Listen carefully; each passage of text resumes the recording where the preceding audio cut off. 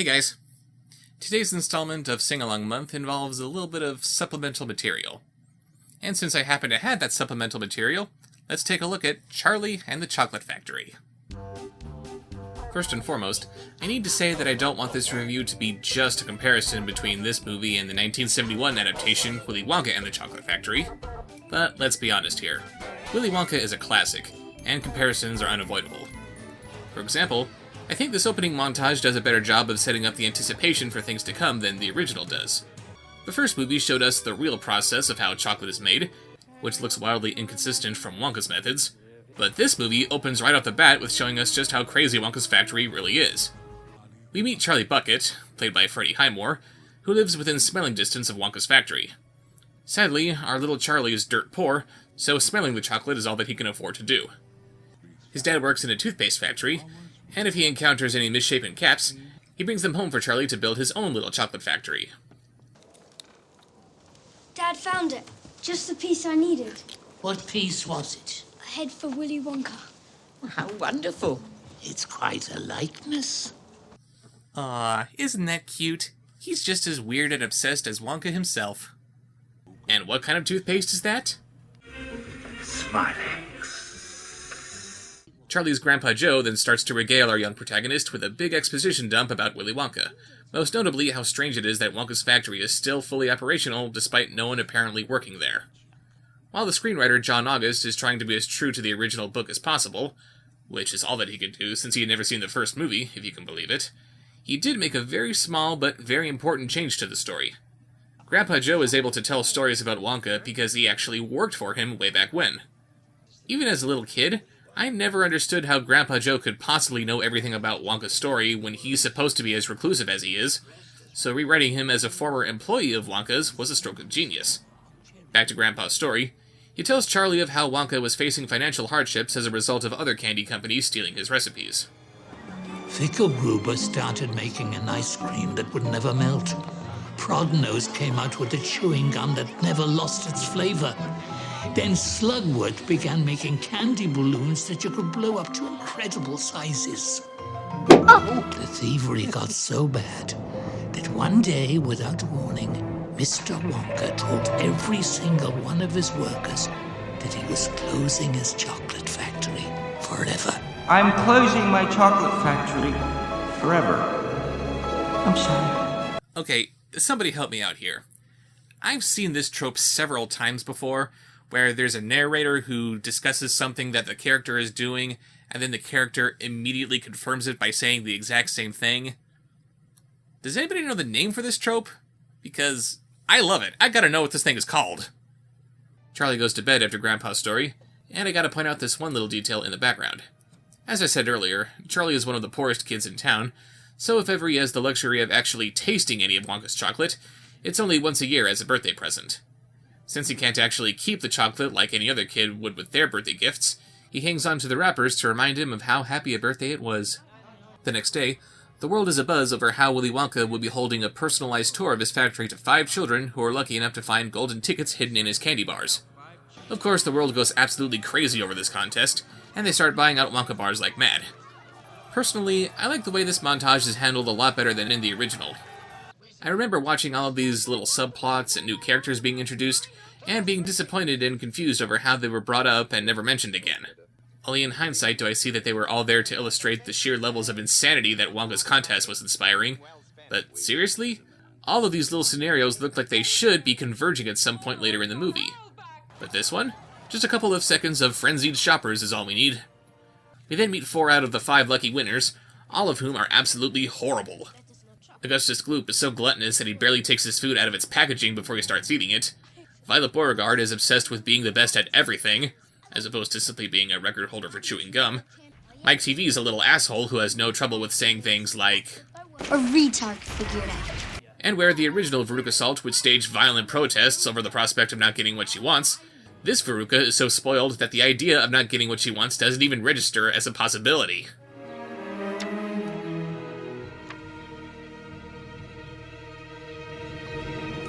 Daddy, I want another pony. And I want it on my desk by 5. That's a good daddy. Charlie's parents aren't above all the hype themselves, and they decide to give Charlie his birthday present a little early.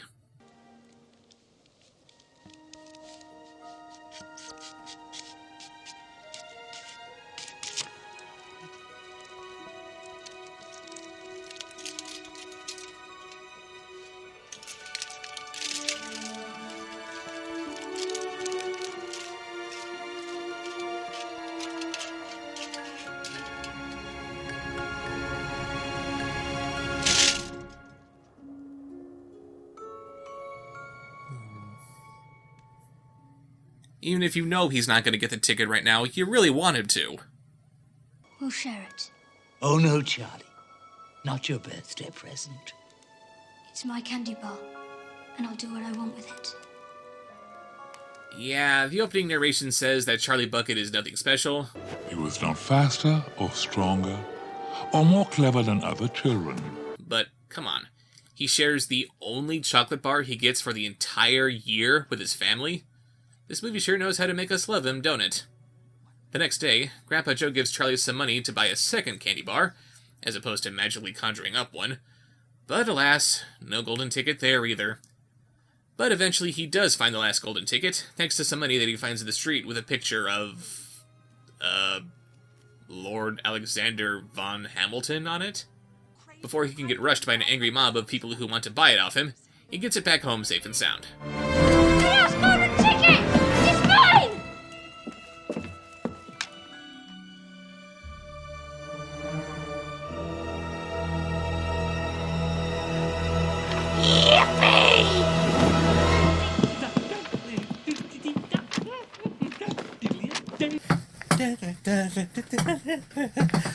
Oh dear, I just remembered I've been in bed for the last 20 years. I got the worst head rush in history. Ah! I'm okay. Upon remembering what happened at the candy shop earlier, Charlie proposes that he sells the ticket for the good of his family. But Grandpa George offers this insight. There's plenty of money out there. They print more every day. But this ticket, there's only 5 of them in the whole world. And that's all there's ever going to be. Only a dummy would give this up for something as common as money. Are you a dummy? No, sir. Then get that mud off your pants. You've got a factory to go to. When the crusty old grump tells you to have a good time, you have a good time, damn it!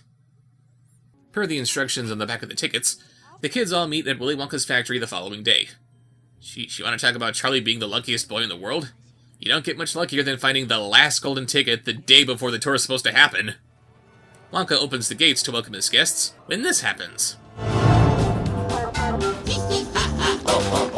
Wonka, he's the one that you're about to meet. Willy Wonka, he's a genius who just can't be beat. The magician and the chocolate whiz, the best darn guy who ever lived. Willy Wonka, here he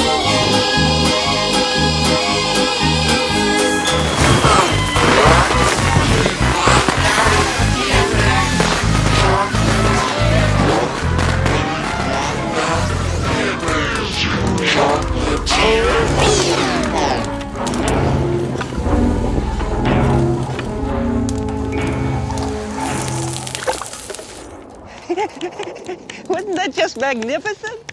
I was worried he was getting a little dodgy in the middle part, but then that finale, wow! Gene Wilder's Wonka did a somersault after losing his cane so that we would never know what to expect from him. That tradition is continued with Johnny Depp's Wonka so that we don't know what to expect from him either, except that fire might be involved. The kids introduce themselves to Wonka, as do their... what do you call them? Parents. Yeah, moms and dads. Dad? Papa?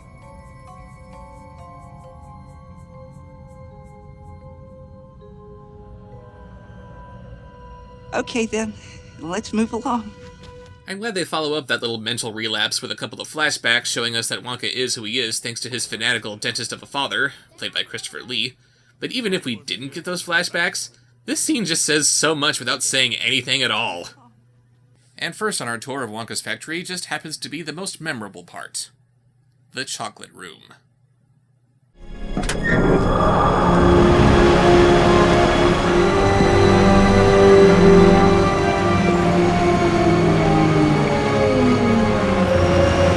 Wow. I was 20 years old when I first saw this movie, and I still believe that they actually make the candy in this room. Good for you, production design. And you like my meadow? Try some of my grass. Please have a blade, please do. It's so delectable and so darn good looking. You can eat the grass. Of course you can. Everything in this room is eatable. Even I'm eatable. But that is called cannibalism, my dear children, and is in fact frowned upon in most societies. Sadly, his attitude toward that particular taboo would change in only 2 years' time. Will not discriminate great from small. No wheels of anyone, meaning anyone, and to anyone at all.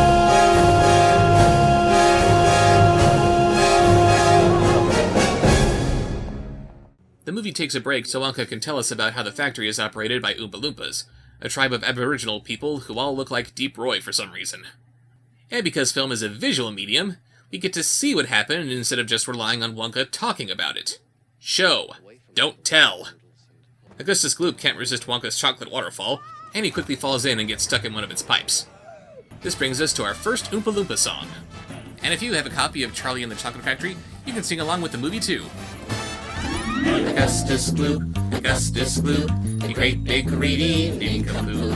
Augustus Gloop, so big and vile, so greedy, foul, and infantile. Come on, we cried, the time is right to send him shooting up the pipe. But don't, dear children, be alarmed. Augustus Gloop will not be harmed. Augustus Gloop will not be harmed. I don't know if it's harder or easier to come up with the music to lyrics that have already been written, since these songs were taken directly from the book, but regardless, it's fun seeing Roald Dahl's original text in the movie itself.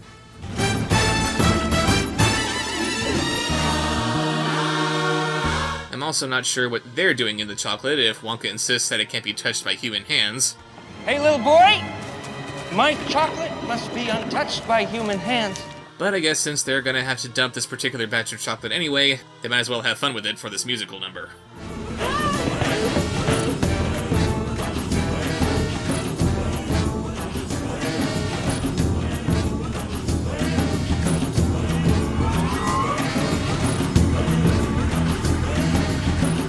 That all seemed rather rehearsed.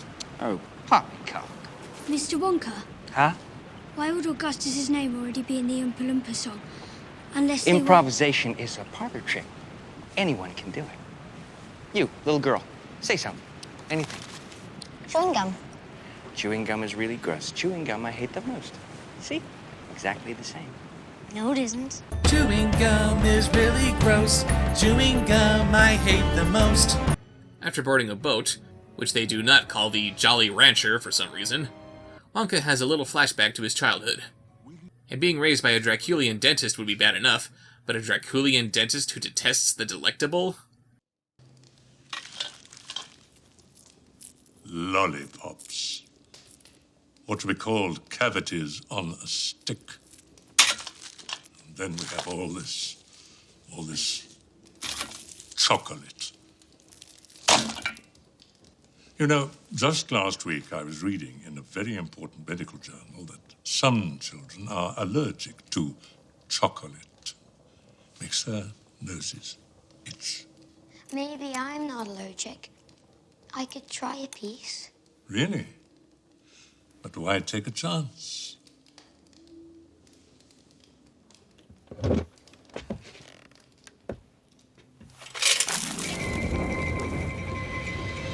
Yeah, if my dad threw away my Halloween candy in a fire, I might be scarred for life too. I also love how little Willie is completely intelligible in spite of his headgear. He's been wearing those braces for years, and he has adapted to them beautifully. Maybe I'm not allergic. I could try a piece. Anyway, back to the story at hand. The Oompa-loompas steer the boat into one of the most haunting scenes ever committed to children's cinema. The Scary Tunnel. And if you thought the Scary Tunnel in the first movie was bad, check out what Tim Burton does with it. Switch on the lights.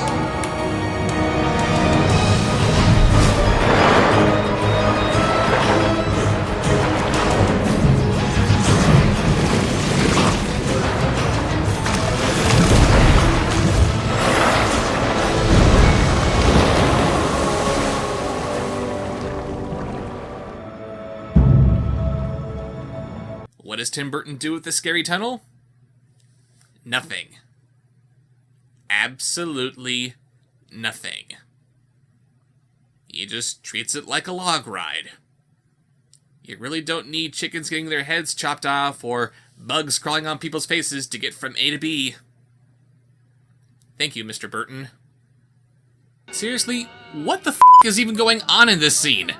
In the book, Wonka is said to be hooting with laughter, which would probably sound something like this. There's no earthly way of knowing which direction they are going. There's no knowing where they're rowing or which way the river's flowing. And that was somehow translated into this. There's no earthly way of knowing He's singing. Which direction we are going. There's no knowing where we're rowing, or which way the river's flowing. Is it raining? Is it snowing? Is a hurricane a-blowing? Not a speck of light is showing, so the danger must be growing. Are the fires of hell a-glowing? Is the grisly reaper mowing? Yes! The danger must be growing, for the rowers keep on rowing, and they're certainly not showing any signs that they are slowing. Jesus! I have no idea if this was Gene Wilder's idea, or if the director told him to be all super creepy like that, but this was all just completely unnecessary. For that matter, how did Mel Stewart get to direct this movie anyway? He's a decent director, certainly, but if you look at his director credits, he seems to specialize mostly in documentaries. Some would object to Tim Burton directing this story, but at least he's made kids' movies before. Anyway, after the not-scary tunnel, Wonka shows the kids around the inventing room, where they see all kinds of scientific wonders, like everlasting gobstoppers and hair toffee. You suck down one of these little boogers, and in exactly half an hour, a brand new crop of hair will start growing out all over the top of your little noggin. And a mustache, and a beard. Who wants a beard? Well, beatniks for one, folk singers and motorbike riders. Internet reviewers. You know, all those hip, jazzy, super cool, neat, keen, and groovy cats. It's in the fridge, Daddy-O. Are you hep to the jive? Can you dig what I'm laying down? I knew that you could. Slide me some skin. So, brother... He shows off a piece of chewing gum that can substitute the nutritional value and the experience of actually eating a 3-course dinner, which apparently you can make into any 3-course dinner just by dumping in whatever food items you want. Convenient. Of course, Violet starts chewing despite Wonka's warnings, and she starts blowing up into a giant blueberry.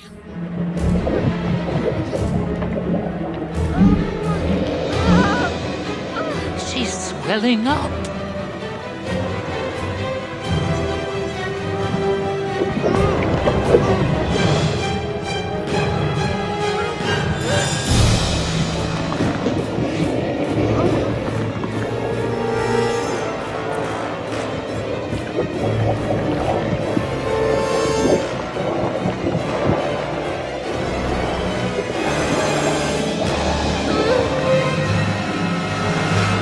I've tried it on like 20 Oompa-loompas, and each one ended up as a blueberry. It's just weird. But I can't have a blueberry as a daughter. How is she supposed to compete? You could put her in a county fair.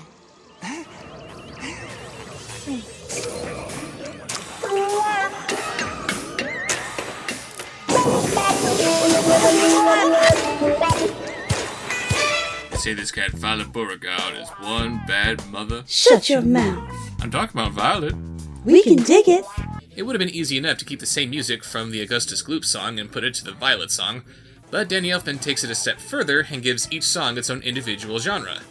Why did Violet get the funkadelic blaxploitation music? No idea, but it sure sounds cool. After Violet is taken away to be cured of her blueberryism, Wonka takes the group into the nut sorting room. These squirrels are specially trained to get the nuts out of shells. You see how they tap each one with their little knuckles to make sure it's not bad? Oh, look, look.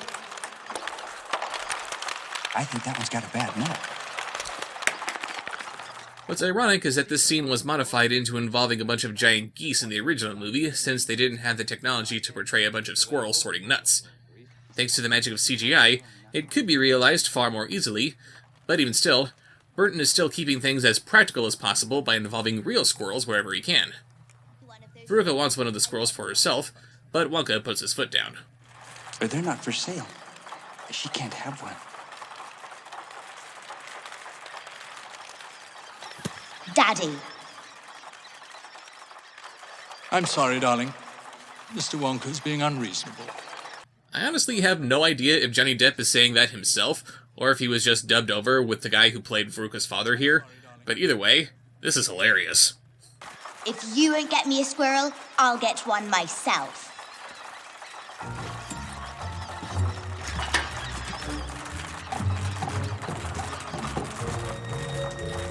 Veruca.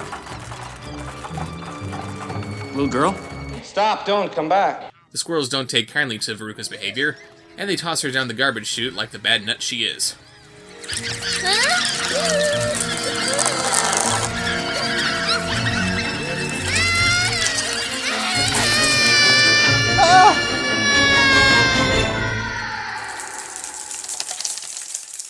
And how does this movie wrap up the most horrific child demise we've seen yet?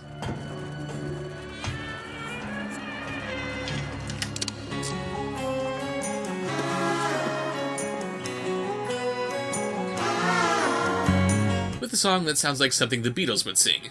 Pleasant. Veruca Salt, the little brute, has just gone down the garbage chute, and she will meet as she descends a rather different set of friends. A fish head, for example, caught this morning from a alibi. An oyster from an oyster stew, a steak that no one else would chew, and lots of other things as well, which with its rather horrid smell. You know what's funny? When Tim Burton and Danny Elfman were writing the songs for The Nightmare Before Christmas, the song Making Christmas had so many ideas thrown into it that it could have just gone on forever. And considering the limitless possibilities that could come out of singing about garbage, this song could literally go on forever too. Some river was so old and gray, one smelled it from a mile away. A rotten nut, a leaky pear, a thing the cat left on the stairs. Who went and spoiled her, who indeed, who pandered to her every need, Who turned her into such a brat? who are the culprits, Who did that? the guilty ones. Now this is sad, dear old mom and loving dad. Since it just so happens that Veruca and her father will not be burned in the furnace thanks to a few weeks' worth of garbage that have been piling up, Wonka proceeds with the tour via his great glass elevator, which can go anywhere in the factory. There's no point in asking why he didn't think of doing this before. It's been pretty well established that he's absolutely bonkers. Oh!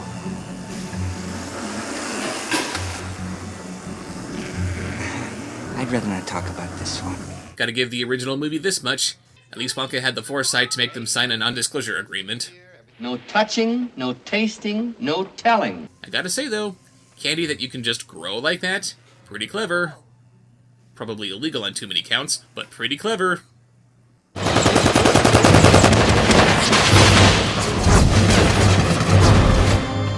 Why is everything here completely pointless? Candy doesn't have to have a point.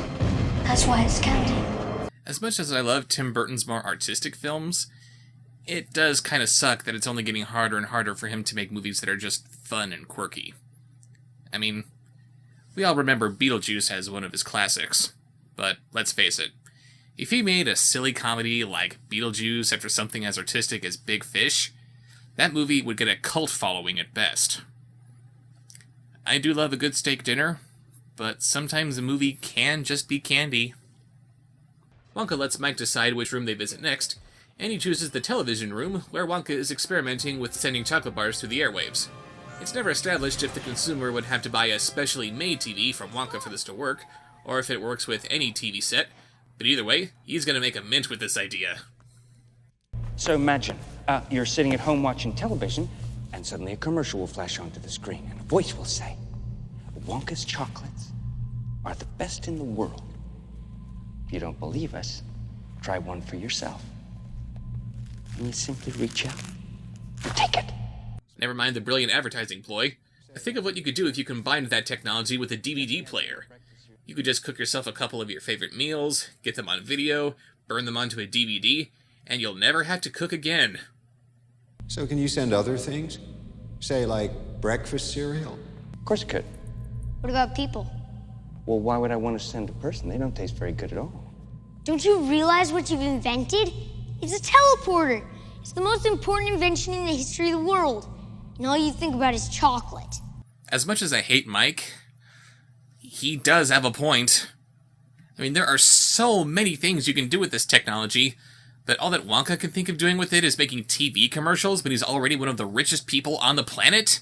Come on, Wonka, think bigger! We know you can do it! Mike decides to try the obvious and send himself through the camera. Why doesn't Wonka just reverse the process? It's irreversible! Like my raincoat! They're having some trouble finding which channel Mike will come on, which leads us into the Oingo Boingo reunion tour.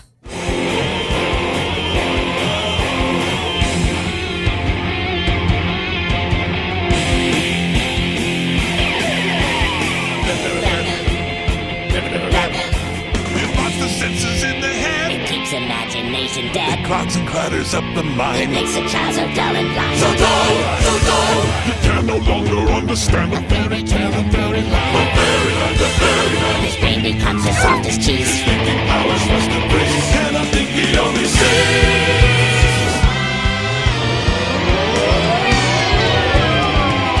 As I said earlier, Danny Elfman wrote all of these songs in a variety of different styles, but I just love how Mike TV's song is pure Danny Elfman. It blocks the senses in the head. It keeps imagination dead. It clogs and clutters up the mind. It makes a child so dull and blind. So dull, so dull. You can no longer understand it. It like Danny Elfman. It sounds like Danny Elfman. Danny Elfman. He's the dad of Janet Elfman. Janet Elfman. Very much regret that we shall simply have to wait and see if we can get him back to sight. But if we can. Serves it right.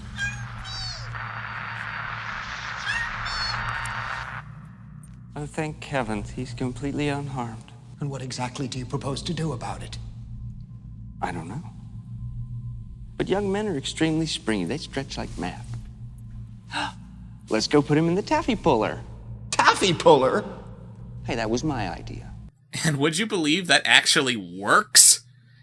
His first idea wasn't to build a bigger TV or make a video projector that you could make him any size you want. No. His first idea was to put a human being through a taffy puller, and he knew that it would actually work. What kind of modern miracles of medical technology are you hiding from us, Wonka?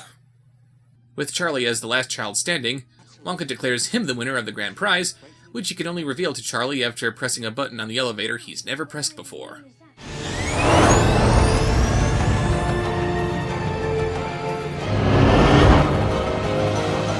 Oh my goodness. We're gonna need to go much faster, otherwise we'll just never break through. Break through what? I've been longing to press that button for years. Well, here we go. Up and out! What do you really mean? Yeah, I do. But it's made of glass. It'll smash into a million pieces. Thanks for the Nightmare Fuel movie.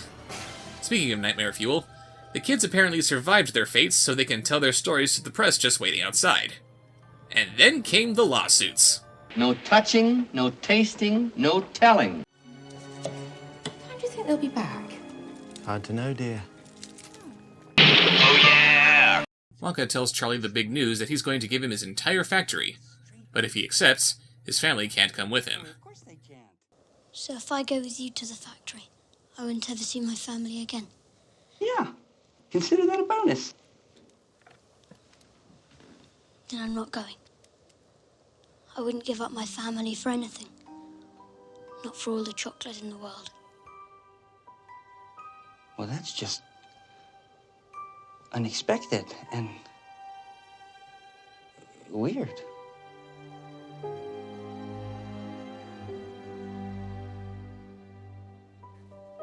But I suppose in that case, I'll just... Goodbye, then. Sure you won't change your mind? I'm sure. He's only going to ask you again, Charlie. You need to put your foot down with him. You lose! Good day, sir! Okay. Bye. By the way, this scene really showcases Freddie Highmore's acting talents. Look at him. He really wants the factory. But his family is so much more important to him that turning it down is breaking his little heart. Damn. Weeks go by, and when Wonka proposes to Charlie again, he suggests that Wonka should patch things up with his father.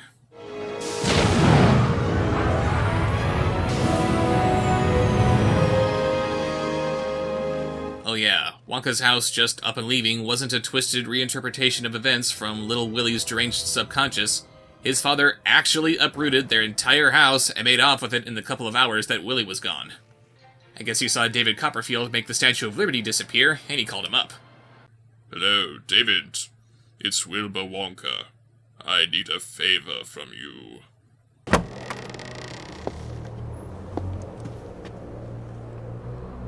Do you have an appointment? No, but he's overdue. Open.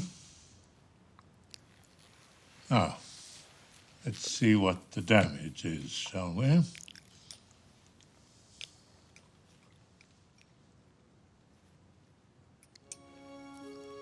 Heavens, I haven't seen bicuspids like these since...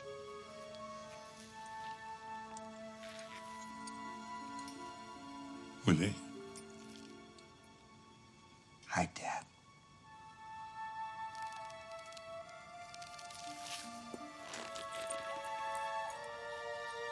All these years, and you haven't flossed. Not once.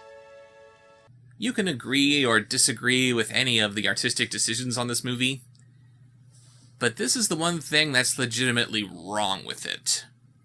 Willy Wonka's teeth are absolutely perfect. Clearly, he's been taking care of himself in spite of his rocky relationship with his father. It would have been so much more powerful if he admitted to flossing every day like he's supposed to. While he may consciously hate his father, he'll never forget the life lessons that he taught him. All these years, and you still flossed? Twice a day. So the Wonkas are reconciled, and now that Wonka understands the importance of family, he allows all of the buckets to live at the factory too, so Charlie can run it like he wanted.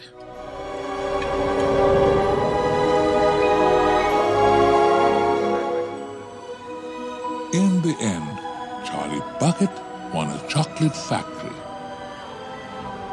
But Willy Wonka got something even better. A family.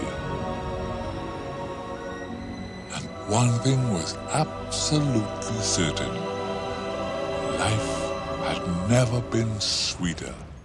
Well said, Deep Roy number 452. So that was Charlie and the Chocolate Factory. And in a lot of ways, I think it's superior to the original. Johnny Depp's Willy Wonka is exactly the kind of freakish recluse that Willy Wonka is supposed to be. The production values are incredible, and they make me believe in the movie a lot more than the original did.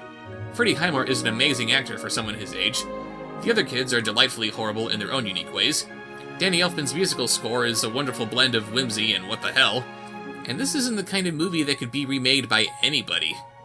The original movie has been a classic for decades, and it's garnered millions of fans all over the world. It couldn't just be retold, it needed to be reimagined. And if anyone is going to reimagine this weird, whimsical children's story, it's the auteur who specializes in weird, whimsical children's stories. But for all the praise that I'm giving this movie, it doesn't have the one thing that the original had. Gene Wilder. Gene Wilder played many different characters over the years, and not all of them could be said to have been good, decent people. We've seen him play murderers, embezzlers, psychotics, and yet he brings a warmth to every performance that you just can't help but love. Even in Willy Wonka, Wonka himself is a lot darker than how he was in the original book. In both the book and the Tim Burton movie, we see the kids walk away from their demises, and they go off to hopefully live better lives and be better kids. In the 1971 film, we don't see the kids walk away from their demises. They could be dead for all we know, and Wonka has no concern for their safety whatsoever. And in spite of all of that, Wilder was still the more lovable Wonka. Willy Wonka is not the kind of person a small child would ever want to hug, but when Peter Ostrom does it, you don't even question it. So while Gene Wilder may not have liked this movie personally, I would like to dedicate this review to the one and only Willy Wonka. Thank you, Mr. Wilder, for giving us all that you have in your long, illustrious career. May you rest in peace in your world of pure imagination. See you later.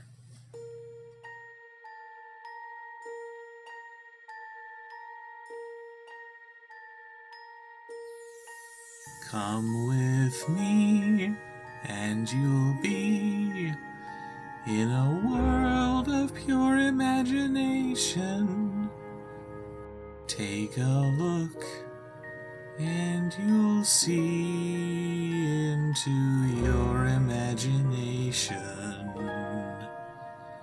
We'll begin with a spin, traveling in the world of my creation. What you'll see will defy explanation.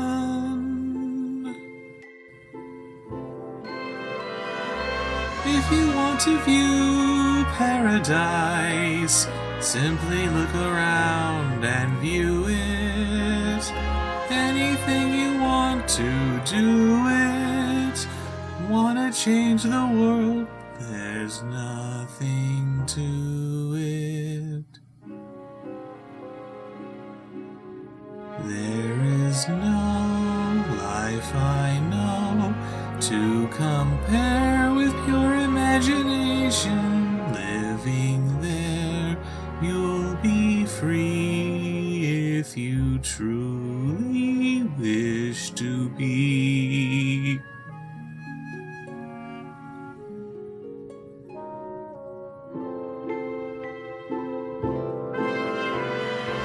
If you want to view paradise, simply look around and view it. Anything you want to do it. Wanna change the world, there's nothing to it. There is no life I know to compare with your imagination. Living there, you'll be free if you truly wish to be.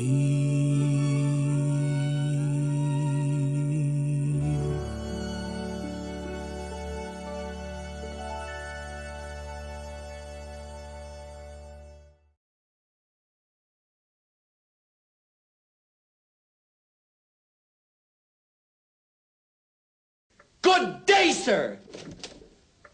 You're a crook. You're a cheat and a swindler. That's what you are. How can you do a thing like this? Build up a little boy's hopes and then smash all his dreams to pieces. You're an inhuman monster. I was frozen today!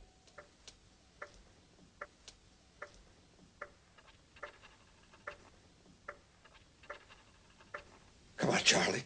Let's get out of here.